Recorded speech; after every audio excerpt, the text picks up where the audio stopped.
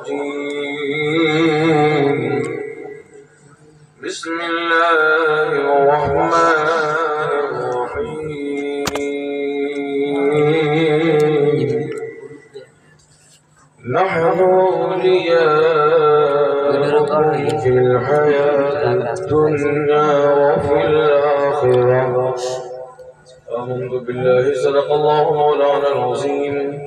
صلوات الله تعالى عليهم أجمعين یا خدا آقا کے دیوانوں میں کر لے تو قبول میرے مالک شاہ عبدالباصفا کے واسطے یا رب یا حسین القوم المدد یا سلطان العارفین المدد تیرا دیا ہے دار السلام یا خواجہ تجلیاں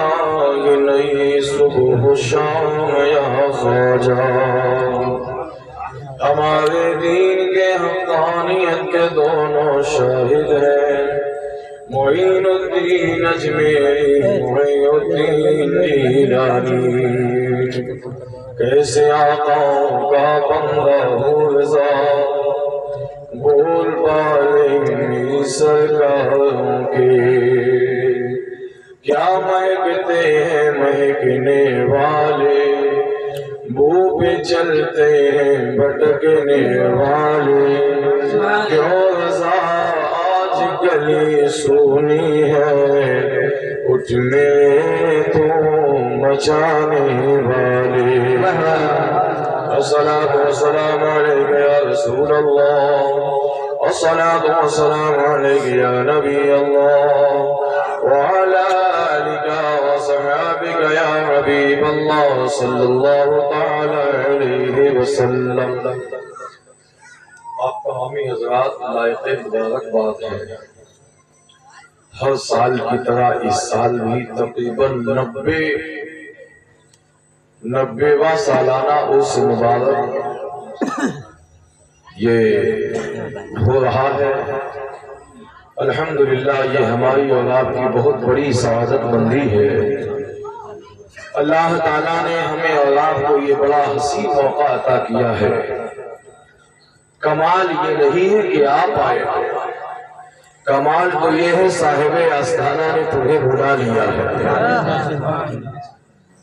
اللہ والوں کی بارگاہ میں اپنی طبیعت نہیں چلتی ہے ان کی مرضی چلاتی ہے درگاہ قدرت شاہ پہ میلہ لگا ہوا ہے آتی ہے کس کی چادر قدرت بیا کی چادر جاتے ہیں ہم چڑھانے خوشیاں منا منا کر لائے ہیں سب رکھ کے قدرت بیا کی چادر یہ بہت بڑی محفل ہے بہت بڑی سعادت مندی ہے اللہ تعالیٰ اس عرس کو دین دونی رات چوگنی ترقی عطا فرمائے اس آستانے سے جتنے بھی لوگ منسلک ہیں جڑے ہیں محبت کرتے ہیں چاہے مریدین ہو چاہے متوسلین ہو قرب و جوار کے ہو چاہے اس شہر کے اس قصبے کے ہو خصوصیت کے ساتھ خصوصاً بات یہ ہے کہ اس قصبے پہ خاص حضور آقائی مولائی حضور قدرت اللہ شاہ رحمت اللہ علیہ کا فیضان بڑھ رہا ہے اب احساس ہو یا نہ ہو لیکن یہ ہمارا عقیدہ یہ کہہ رہا ہے یہ بات ذمہ داری کے ساتھ تقریباً 37-38 سال سے میں آ رہا ہوں 37-38 سال میں بابو جی جانتے ہیں بچپنا ہمارا گزرا ہے اور یہ ہماری اتنی بڑی بارگاہ ہے کہ بتا نہیں سکتا ہوں اس بارگاہ میں سب کچھ ملتا ہے شرط یہ ہے کہ مانگنے کا نہیں ورنہ کبھی کبھی ایسا ہوتا ہے کہ قریب رہ کے لوگ مایوس ہوتے ہیں اور دور رہ کے بھی لوگ اس کی وجہ یہ ہے ان کی بارگاہ میں یہ نہیں دیکھا جاتا ہے یہ میرے پاس میں رہتا ہے یہ میرے قریب میں رہتا ہے یہ میرے قصبے نہیں ان کی بارگاہ میں تو یہ دیکھا جاتا ہے اس کا دل کیسا ہے ان کی بارگاہ میں عمل نہیں ان کی بارگاہ میں صرف یہ دیکھا جاتا ہے کہ قلب کس کا ساتھ اس بارگاہ میں آنے کے لیے ایک بزرگ سے کسی نے پوچھا کہ اللہ والوں کی بارگاہ میں حاضری کا ادب کیا توجہ کے ساتھ سنیے گا، اللہ والوں کی بارگاہ میں جانے کا طریقہ کیا ہے؟ کوئی کہتا ہے کہ وضو بنا کے جاؤ، کوئی کہتا ہے کہ ٹوپی لگا کے جاؤ، کوئی کہتا ہے کسی پیر کے ساتھ جاؤ، کوئی کہتا ہے نہیں سب اپنے اپنے پیر کا ڈھنڈورا پیٹ رہے ہیں، ہمارے شیخ کے پاس جاؤ، وہ کہتا ہے ہمارے پیر کے ساتھ۔ یہ سب بیکار کی باتیں، سمجھتے آپ؟ یہ سب بیکار کی باتیں ہیں۔ سب کا شیخ اپنے اپنے اس کے لیے سب کچھ ہے، سب کا شیخ، سمجھ گیا؟ جو ذرا جہاں ہے وہی آفتاب ہے، لیکن اولیاء اللہ کی بارگاہ میں سب سے زیادہ ضروری کیا ہے؟ ان کی بارگاہ میں آنے کے لیے، ان کو راضی کرنے کے لیے وہ بزرگ کہتے ہیں کہ اگر اللہ والوں کی بارگاہ میں جانا ہے آپ کو کسی وسیلے کی ضرورت نہیں، بس ان کی بارگاہ میں جاؤ تو وہ کام کرو جس سے وہ خوش ہوتے تھے، وہی کام کرو، کسی کے کوئی ضرورت نہیں ہے، بس اللہ والوں کی بارگاہ میں آپ آئے ہو۔ اللہ تعالیٰ ہماری اور آپ کی حاضری کو قبول فرمائے۔ بڑی خوشی کی بات ہے، اللہ تعالیٰ اس عرص کو بھی، اس خانقاہ کو بھی، اس خانقاہ کے سجادہ، اس خانقاہ کے جتنے بھی لوگ جڑے ہوئے مولا ان سب کو عمر خزدہ فرمائے، علم میں، عمل میں، عمر میں، ایمان میں برکت عطا فرمائے۔ اب دو تین شعر بطور ترنم میں پیش کر رہا ہوں، اس کو ملاحظہ کر لیں، اس کے بعد کچھ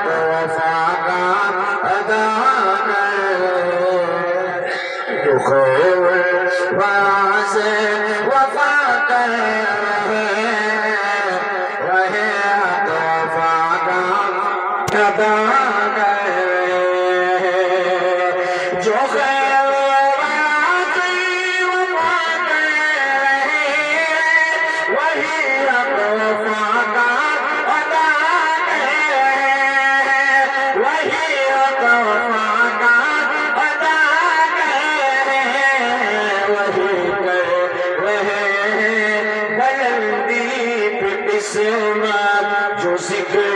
حبیب خدا وہی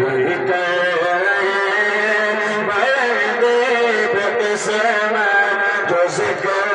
حبیب خدا جو خیر ورا سے وفا وہی ہم وفا کا ادا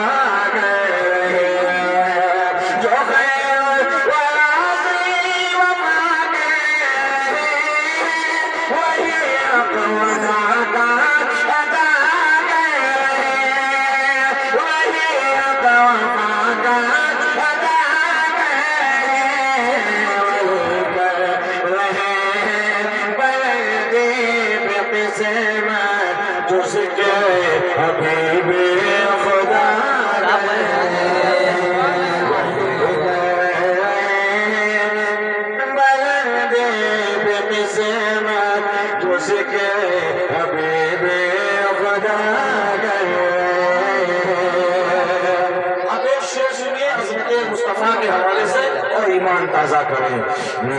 الگ سب سے کی شان مقرم یہ ہے میرے آقا کے بچپن کا علم الگ سب سے کی شان مقرم یہ ہے میرے آقا کے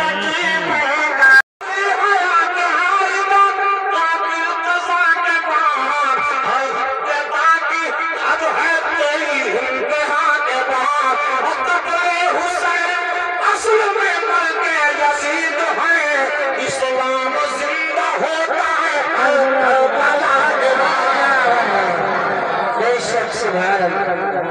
اس میں آئے ہو بڑے ادب سے آیا ادب رکھو گے تو جو کہیں نہیں ملے گا وہ یہاں ادب سے نہیں آؤ گے جاگیر سمجھو گے کہ ہم تو اسی مسئلے کے ہم تو رات ہی آنا جانا ہے۔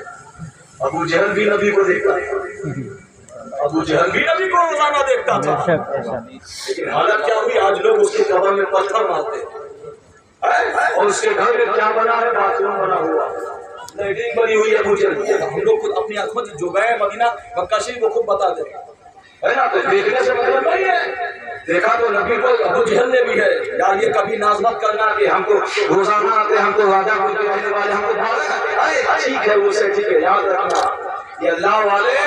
देखने पर मत जाना कि हम बार देखते हैं। हाँ, दुआ करो कि देखना है तो अबू जहल की तरह मत देखना, देखना तो सिद्दीक़ अकबर की तरह। नबी को ऐसा देखा कि मेरे आका फरमाते हैं अगर शरीयत की काट नुक्ता ना होती ना तो मैं अबू बकर को अपने साथ का बना लेता। ये शख्स है, देखो तो ऐसे देखो जैसे सिद्दीक़ अकबर देखा करते थे, फारूक आज़म देखा करते थे, उस्मान गनी देखा करते थे। और प्यारे इस्लामी भाइयों 90 साल से ये उर्स हो रहा है, समझ गया, बहुत करीबी उर्स है और ये खानका भी बहुत करीबी खानका है। इनका फैजान आप कहाँ भी कौशाम्बी जिला हो, चाहे उन्नाव जिला हो, चाहे लखनऊ जिला हो, न जाने कहाँ कहाँ इनके सिलसिले के दरवेश आराम कर रहे हैं, समझ गया। हर जगह पूरे हिंदुस्तान में इनका फैज बढ़ रहा है। अफसोस तो ये है चिराग तले अंधेरा, जो करीबी लोग हैं वो फैज ज्यादा नहीं उठाते। उसकी वजह यही है कि जब तक तुम सिद्दीक़ की नजर से नहीं देखोगे तुम्हें कुछ नहीं मिलेगा, जब तक अली की नजर से नहीं देखोगे तब तक तुम्हें कुछ नहीं मिलेगा, जब तक तुम सलमान फारसी की नजर से नहीं देखोगे तब तक इन अल्लाह वालों की भावना से कुछ नहीं मिलेगा। तभी तो शायर कहता है आलम संवर गया है तुम्हें देखने का।